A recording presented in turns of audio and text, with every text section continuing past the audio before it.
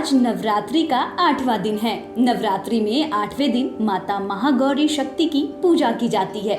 इनके सभी आभूषण और वस्त्र सफेद हैं, इसलिए इन्हें श्वेतांबर धड़ा भी कहा जाता है। माँ महागौरी ने देवी पार्वती रूप में भगवान शिव को पति रूप में प्राप्त करने के लिए कठोर तपस्या की थी। एक बार भगवान भोलेनाथ ने पार्वती जी को देखकर कुछ कह दिया, जिससे देवी के मन को आहत पहुंची और पार्वती जी तपस्या में लीन हो गई। इस प्रकार वर्षों तक कठोर तपस्या करने पर जब माता पार्वती नहीं आई तो माता पार्वती को खोजते हुए भगवान शिव उनके पास पहुंच गए। वहां माता पार्वती को देखकर भगवान आश्चर्यचकित रह जाते हैं। माता पार्वती का रंग अत्यंत ओजपूर्ण होता है। उनकी छटा चांदनी के समान श्वेत और कुंद के फूल के समान धवल दिखाई पड़ती है। उनके वस्त्र और आभूषण और उनकी सुंदरता से प्रसन्न होकर देवी पार्वती को गौर वर्ण देने का भगवान शिव वरदान देते हैं। एक कथा के अनुसार भगवान शिव को पति के रूप में पाने के लिए देवी ने कठोर तपस्या की थी, जिससे इनका सारा शरीर काला पड़ गया था। देवी की तपस्या से प्रसन्न होकर भगवान शिव इन्हें स्वीकार करते हैं और शिव जी इनके शरीर को गंगा जल से धोते हैं। तब देवी गौरी वर्ण की हो जाती है, इसलिए ये महागौरी कहलाई।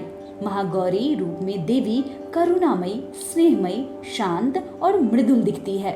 महागौरी जी से संबंधित एक अन्य कथा भी प्रचलित है, जिसके अनुसार एक सिंह काफी भूखा था। वो भोजन की तलाश में वहां पहुंचा जहां देवी उमा तपस्या कर रही थी, यानी कि महागौरी तपस्या कर रही थी।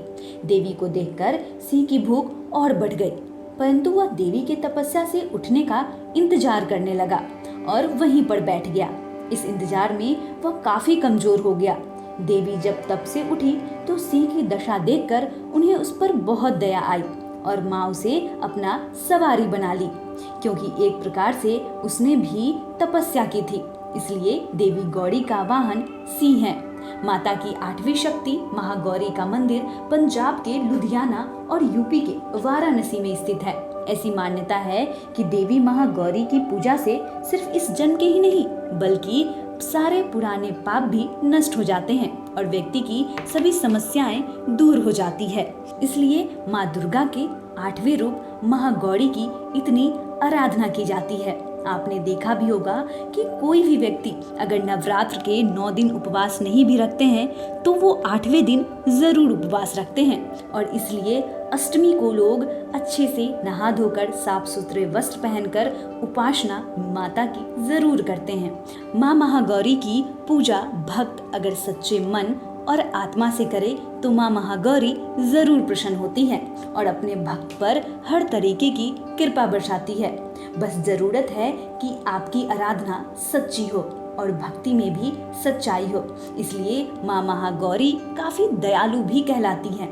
वो अपने भक्त से अक्सर जल्दी प्रसन्न हो जाती है और आपकी थोड़ी सी भक्ति देखकर ही माता आप पर कृपा बरसाती है। लाइव स्ट्रीज की ओर से पूजा प्रिया की रिपोर्ट। आपको ये वीडियो कैसा लगा हमें कमेंट कर जरूर बताएं। साथ ही अभी तक अगर आपने हमारे चैनल को सब्सक्राइब नहीं किया है तो जल्दी से सब्सक्राइब कर लें। अगर आप ये वीडियो फेसबुक के माध्यम से देख रहे हैं तो पेज को लाइक करें। धन्यवाद।